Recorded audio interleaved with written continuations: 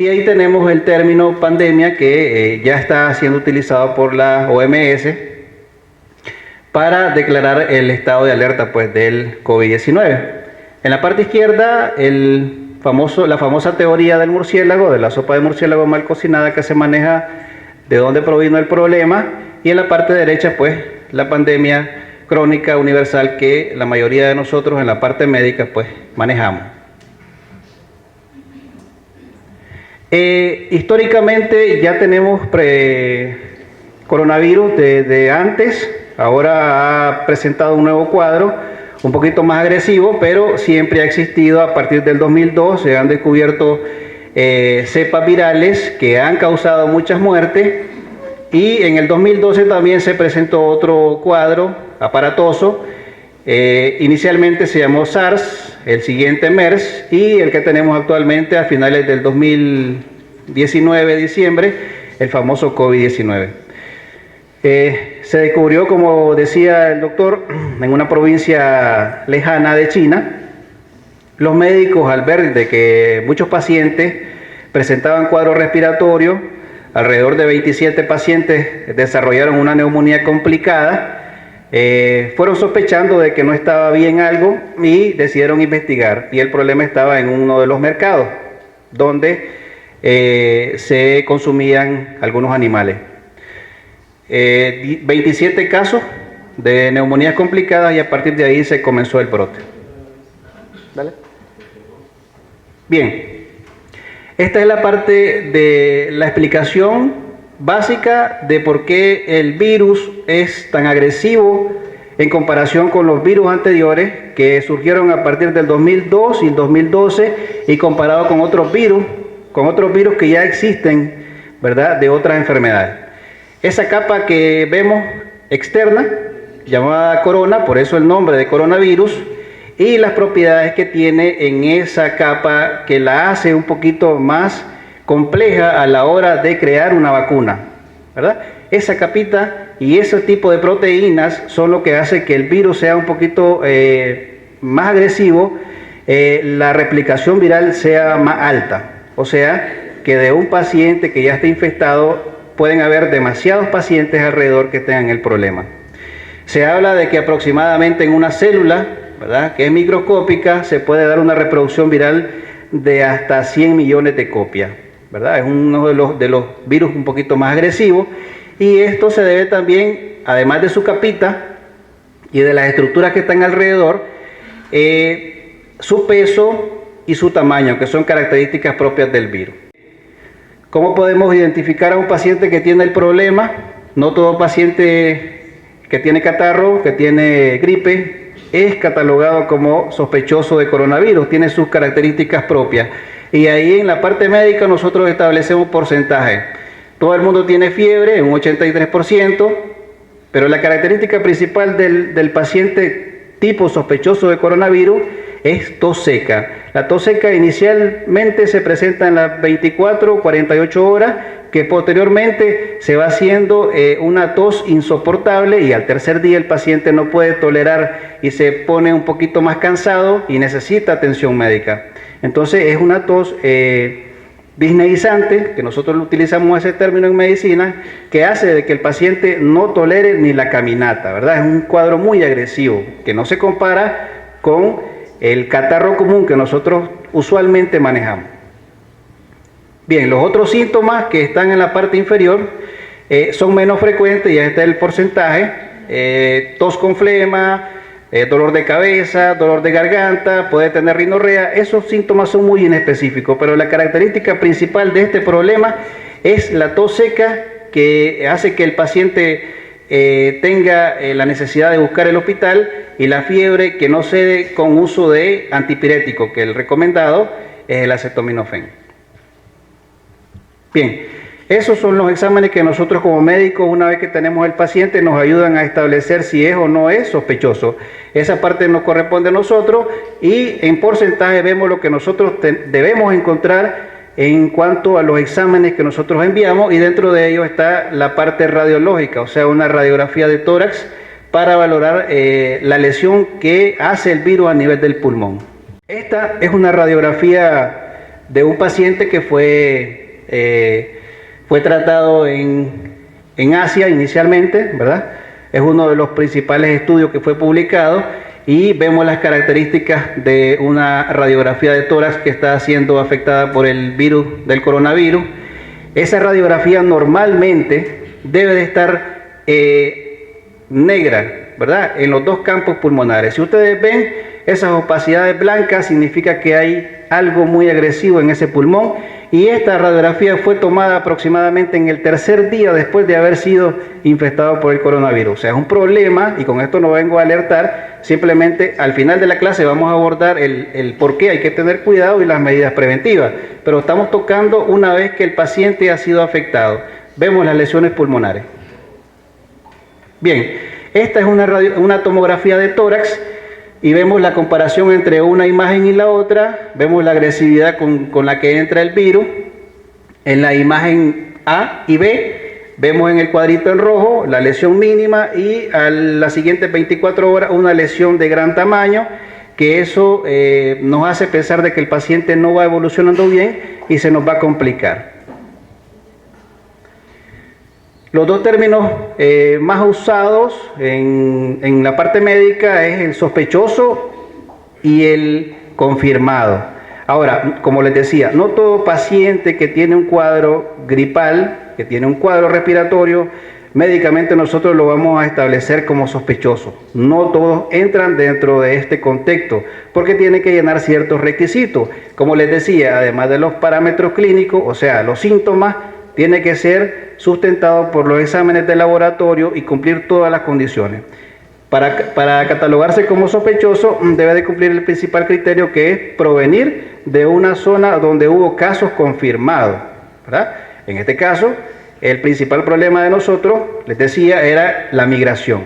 Tenemos pacientes procedentes de Costa Rica y de Panamá y de otros países que vienen por punto ciego, presentan un cuadro respiratorio que coincide con todo lo que nosotros ya hemos establecido, se cataloga como sospechoso y a partir de ahí hay ciertas medidas que nosotros ya tenemos establecidas como protocolo antes de que se presentara este problema. Bien, una vez que lo catalogamos como sospechoso, hay un protocolo que cumplimos en las unidades primarias y el caso se confirma en Managua, ¿verdad? Solo hay un centro de biología, que es nivel 3, que hace de que se pueda manipular este tipo de muestra. Se le da positividad y ya se le hacen otras medidas según el protocolo ya establecido a nivel nacional. La mayoría de las personas que están siendo afectadas en todo el mundo, esto va con la estadística actual, no se ha modificado. Estas fueron las primeras presentaciones que dieron los asiáticos, y vemos las recomendaciones que debe estar encaminada al grupo de pacientes de riesgo, o sea, el paciente que mayormente está siendo afectado. Vemos el rango, 30%, los pacientes entre 50 y 59 años, le sigue los pacientes de 60 a 69 años, ¿verdad? Y en menor escala, los pacientes de 40 a 49 años. O sea, esos son los pacientes que más deben cuidarse. Y además, en la parte inferior, vemos que dice comorbilidades. Eso, comorbilidades, significa de que además de tener esa edad, ¿verdad? Y si le agregamos que es diabético, es hipertenso, o es cardiópata, o es asmático, tiene un alto riesgo de complicarse una vez que tenga el problema. Bien, esto es como una vez que el paciente tiene el problema, se nos va complicando y los diferentes órganos que van fallando. Principalmente nosotros cuidamos el pulmón, que es donde mayor problema nos da el virus, y los otros órganos, ¿verdad? Nos causa una infección agregada y nos provoca un problema de injuria renal aguda, que eso ya lo manejamos nosotros en la parte hospitalaria.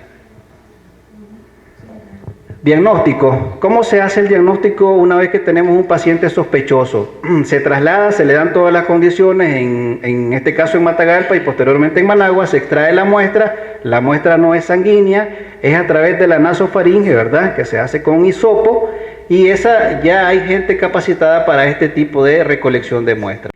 Medicamentos usados para contrarrestar este problema, vacuna no existe. Tratamiento para tratar valga la redundancia, el paciente que ya está infectado y que se nos va a complicar, tenemos varias terapias que ya están registradas en la literatura y bien sustentadas, como el uso de los Celtamivir que está en el país, la Caletra que está en el país, que se usa para los pacientes VIH, la cloroquina que se usa para la malaria, ya está siendo probada en España y está dando buenos resultados, nosotros la tenemos en el país. El Remdesivir que se usa para la enfermedad del ébola no está disponible aquí, y el interferón alfa 2B que se usa para el paciente con dengue complicado, que es el producto que nos trajeron los cubanos, que también ya está en el país. Así que de que se nos dé un problema relativamente, podemos tratar el paciente que se nos complica en las unidades de salud. Ahí vemos la higiene de manos, lavarse las manos con frecuencia dentro y en el espacio de cada actividad que nosotros realizamos, después de toser o estornudar, después de tocarse la nariz o la boca.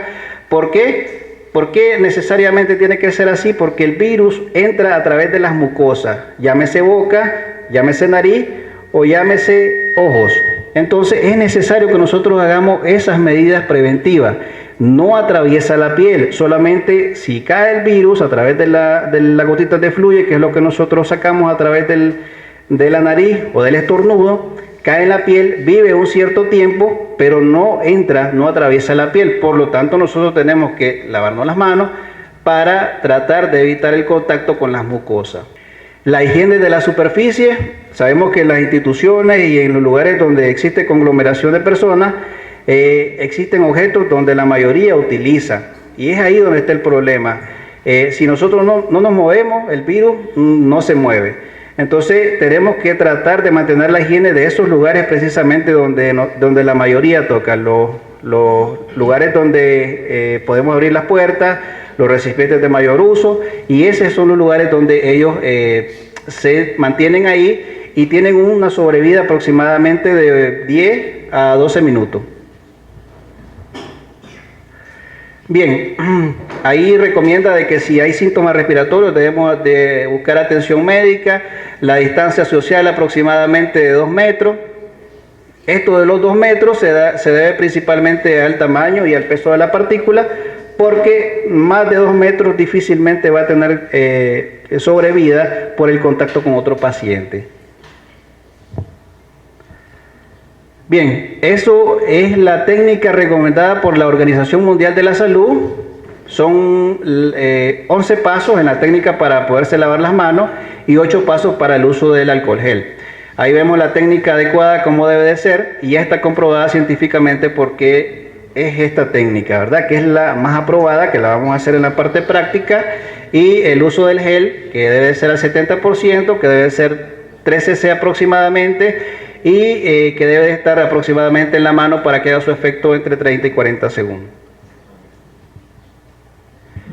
Ya les decía, si el paciente anda con un cuadro respiratorio y necesita estornudar, pues hacerlo de manera correcta en el ángulo interno del codo, el uso del pañuelo desechable y el correcto lavado de manos. Ahora, la famosa pregunta del uso o no de la mascarilla. Ese es el dilema, porque tenemos una controversia del comercio, ¿verdad? El comercio se aprovecha de la situación social y crea muchas expectativas, hay veces con el uso de tal vez hasta de otra mascarilla que no es adecuada, con menos precio. ¿Vale? ¿Cuándo se debe usar una mascarilla? Ya está establecido, y esto es por la Organización Panamericana de la Salud, no es algo que es nuevo. No es necesario que las personas que no presenten síntomas respiratorios usen mascarilla.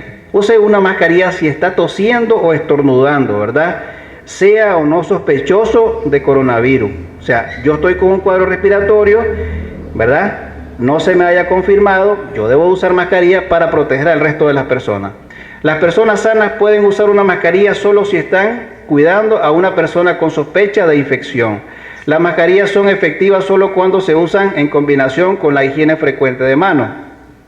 Si usa una mascarilla, aprenda cómo usarla, cómo quitarla y cómo desecharla adecuadamente, porque si también tenemos una mala técnica del uso de la mascarilla, no va a ser efectiva.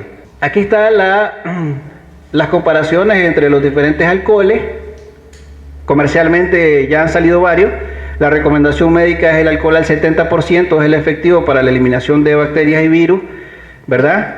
es el adecuado médicamente, y la mascarilla que nosotros usamos como medio de protección es esa verde. Posteriormente, cuando tenemos un caso sospechoso, utilizamos la que está a la izquierda en forma de copa, que es la N95, que sí nos protege para cuando tenemos un caso sospechoso o confirmado. Estamos preparados para este problema. Dentro del contexto del país, ya lo decía el doctor Molina, tenemos muchas acciones que no se ven, pero que estamos realizando desde antes que viniera el problema, para tratar de controlar un poquito el rollo de los pacientes que vienen con el problema de la migración, porque pueden traer el cuadro respiratorio sin saberlo. Entonces se le da seguimiento a estos pacientes aproximadamente 14 días, que es el tiempo de incubación del virus, y una vez que presenten un cuadro respiratorio se le atiende, ¿verdad? Entonces hay un censo, digámoslo así, que se da a nivel de la frontera, y se establece la comunicación con los diferentes municipios, y a ese paciente se le da seguimiento. Si el paciente logra presentar un cuadro respiratorio, se manda a un personal médico, se comprueba si entra dentro del caso sospechoso. Si entra, se traslada a la unidad y se le brindan las medidas.